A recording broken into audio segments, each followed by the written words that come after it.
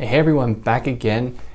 It's about time that I've covered this topic because it's one of the most common questions I get about teaching Foucault, both online here and as an actual college course.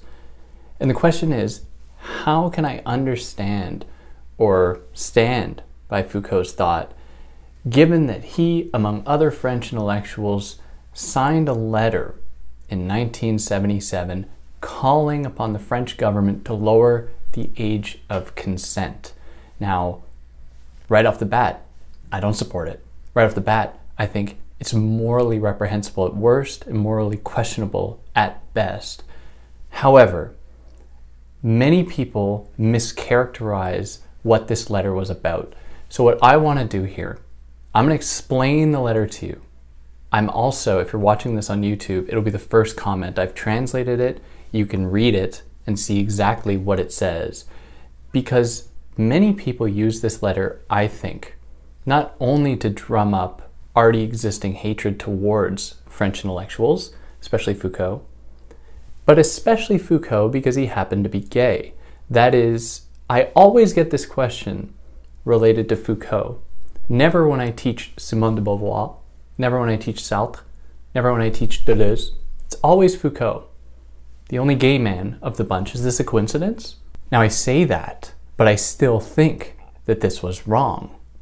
Now I'm going to present the letter, and then I'm going to present why it's morally questionable and reprehensible. But also, I want to highlight why it is incredibly ironic and hypocritical, even in the context of Foucault's work. It seems to fly in the face of everything that Foucault writes about, and I'll explain exactly what I mean by that. But before jumping into it, hi, I'm David. I explain philosophical concepts and ideas and ways to make them accessible to you. So if you're new here, like, share, subscribe, tell your friends. Who knows, they might get a kick out of it. You can follow me on other platforms. Wouldn't that be so fun? If you found this as a podcast, there'll be the video on YouTube. And on YouTube, first comment will have the entire letter translated for you. You can go and check that out. If you found this as a YouTube video, you're going to be able to find it as just audio as a podcast if you want. Yeah, let's not delve into those things of online platform stuff. Let us get into this very controversial letter and much of the backlash that came as a result of it. Now, if you want a really good overview of some of the broader historical conditions at the time, check out the Living Philosophies episode on this. I think it does a really good job at contextualizing what was happening at the time that would motivate this. My issue with that approach is that in that podcast, like so many other efforts to talk about this letter, no one actually talks about what the letter actually says. They just contextualize it within the broader domain of postmodern neo-Marxism or something. And just as a side note, that's why you'll never hear me refer to postmodernists. I have no idea what that is. I study this stuff. I teach this stuff. And postmodernism doesn't exist to me, really. It's a term that's used to encapsulate a wide variety of thinkers. But whether or not there's actually some harmonious, homogeneous whole among them, I mean, I don't subscribe to that. In any case, the Living Philosophy, go check that out. It does a really great job at contextualizing this letter. Now, the other thing I want to highlight, please, I'm probably going to get shadow banned for this, given the subject matter. If you want, to share, that would probably help, but, do whatever you want. It's your life. Let's jump into the letter itself. So the letter was written by Gabriel Matzneff, which Matzneff is not a French name that I would know how to pronounce in French because I don't think it's French, but it might be. I don't know how to pronounce it. But it was a letter written by him after having written a more direct letter asking for a few men who were imprisoned for having had sex with a minor, asking that they be released. Interestingly, from this first letter in 1975, Foucault did not sign that. He only signed this letter, hence my focusing on this one, which I think is significant, but I'll leave that up to you as to whether or not it actually tells you anything about Foucault's character or his perspective here. Now, the letter focused on three primary things. The first issue that the letter raised was that French law in the 70s used too broad of an understanding about what a sex crime was. That is, they cite that within French law, anything, including harboring a child who is not your own, even to protect them from abuse, could be construed as a sex crime. That is, if you kept them in your house overnight, even if they consented and there was no sex involved, it could be a sex crime. So they were asking for that to be repealed or taken out of the law. The second issue that they raised was that the law applied to both adults and minors. So even a minor who had sex with someone under the age of consent, so both of them, would be subject to these laws, which the letter was like, that's absurd. That makes absolutely no sense. Obviously, these laws are doing less to protect these children and more to police them. And the third issue was that these laws discriminated against gay people. And they discriminated against gay people because in France at the time, the age of consent for a gay person was 18 years old, whereas for a straight person, it was 15. So they say, clearly these laws are borrowed from legacies of homophobic hatred of gay people. Moreover, they highlight that legislation, the actual laws, described homosexual relationships as unnatural and immoral, which they were challenging in this letter. So right off the bat, there's a lot going on in this letter and what it is attacking, way more than calling for just the blanket reduction in the age of consent. Now, with that being said, again, it's very important to highlight that that was an element of this letter, but it does demand more context. Now, for the signatories and for Gabriel, who wrote the letter, these laws were problematic for many reasons. They did not account for a changing landscape where more and more people at a younger and younger age, even among themselves, not between adults and children, were having sex. It was coming right out of the 60s, flower power, hippie, free love thing. And so they were calling for these laws to be changed and adapted to these changes so that two adolescents under the age of 15 couldn't be tried for a crime for having sex with one another. It would be absurd if that were the case. And that is exactly what they're calling attention to. They also took issue with the fact that these laws drew from antiquated ideas about modesty and nature, the idea that children are supposed to be pure. They were questioning what that purity necessarily meant, the idea that children must be modest. What did that mean? This was also used to justify prohibiting sexual acts among adolescents at the time, and to say that homosexual relationships were unnatural, and therefore gay people had less of an opportunity, had less of a right to consent to certain acts at a certain age than straight people. And they also took issue with the fact that these laws used age as the sole determining factor to determine one's ability to consent. Now, these laws are important. I think that there are laws in place to protect children from abuse. Absolutely. But the letter centers on a specific case. It revolves around a specific case where 3 men were accused in France in the early 70s of having sex with a minor, or with minors, which in the letter they painstakingly scream that the minors had consented. Now, of course, the issue at hand here is whether or not consent is actually possible for someone of a young age, especially when we consider power imbalances. First irony here being that Foucault was the primary critic of power imbalances, of hierarchies, of the force of power. But in any case, within the letter, they argue that these men were imprisoned, or didn't argue, they just presented the fact that these men were imprisoned for 3.5 years before getting trial. And so the issue they raised was not that they were, incorrectly incarcerated for this crime.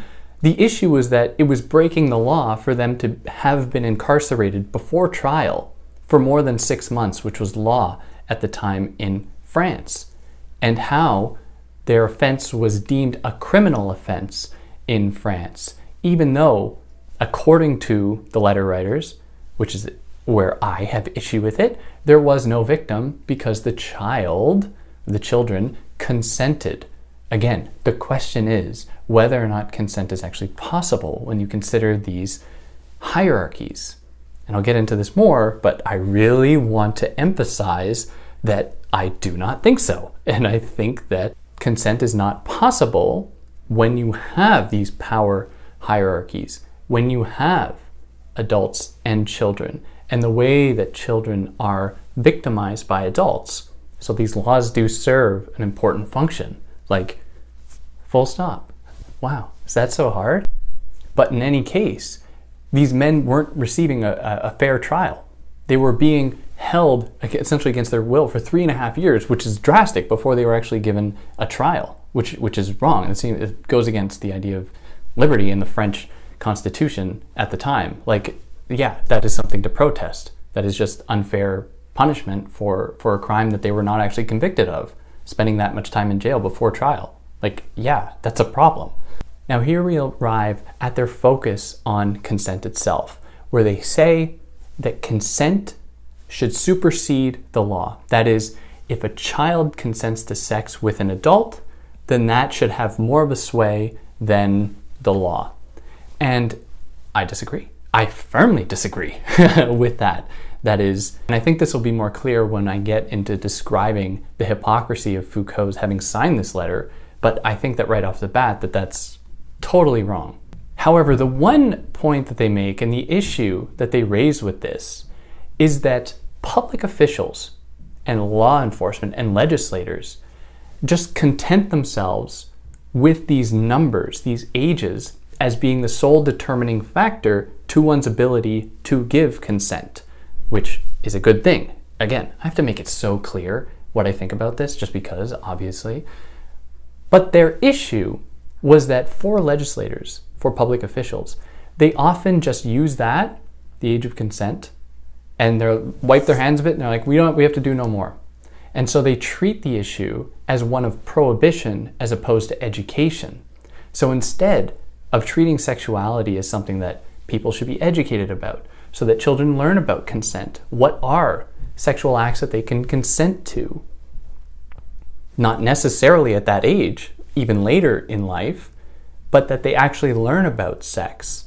So for Foucault, within the history of sexuality, he calls attention to this to say that we live in a culture, that is in the West and in France at the time, that contents itself with just prohibiting sex and being like, people will figure it out on their own.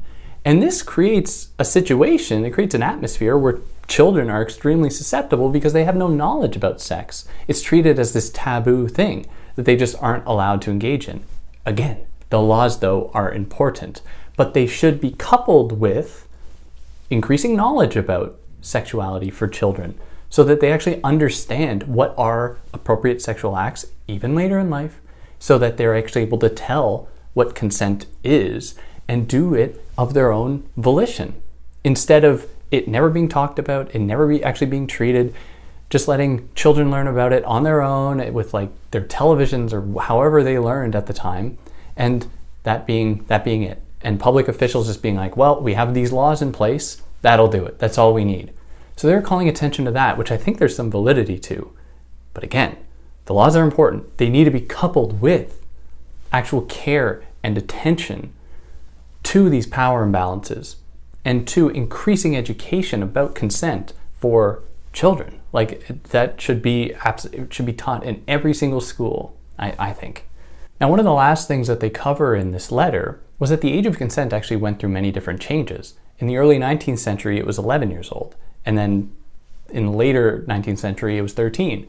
And then only in 1945 did it become 15 years old. And so they're like, had these men done this exact same thing just 20 years earlier, it wouldn't have been a crime. Which I think is kind of a weak argument to make, because like, okay, we can still acknowledge that it's wrong, even if at one point we would have thought it was right. Like, I don't think that's how laws traditionally work. But in any case, it does reveal that this is a mutating, fluctuating thing. And so we should be having conversations about it and like what it necessarily means, while still respecting that we should have these laws. But what does it mean for the age of consent to be fluctuating and changing? What does it mean when a number just stands in for one's ability to consent, their age? And there is, I think, a lot of legitimacy behind interrogating our broader culture's idea that you just go from being a child one day to being adult when you turn like 18.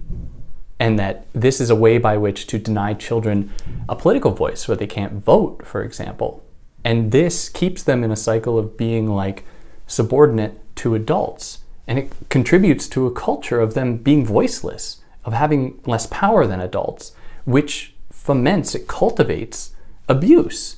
So all of these things are connected. So we can have discussions about the arbitrary distinction between adulthood and childhood, while also putting in place laws that protect children from adults. Like, I think that we can do both things. Because there's also the phenomenon of grooming, which is super common, where adults engage in sexual acts with children until the minute they turn the right age. And is that really any better? Where as soon as they turn 18, then it's okay.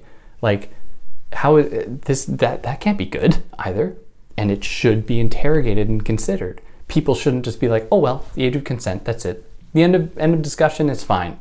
Like, that hardly seems fine. That we should interrogate that. We should question it. Another point they make is that if these laws were truly followed, then legislators who had permitted or expanded abortion access and contraceptive access to everyone under the age of 15, which they did in France at the time, would then be complicit because they are implying that people under the age of consent, which again was illegal for anyone who was under the age of consent, even if both parties were under the age of consent, these legislators should then be tried for being complicit in permitting, in facilitating this sexuality between these minors. And finally, they just really make the case that, like, we can't ignore the fact that there was homophobia enshrined within these laws, where gay people, gay adolescents, couldn't consent until they were 18, whereas straight ones could at the age of 15.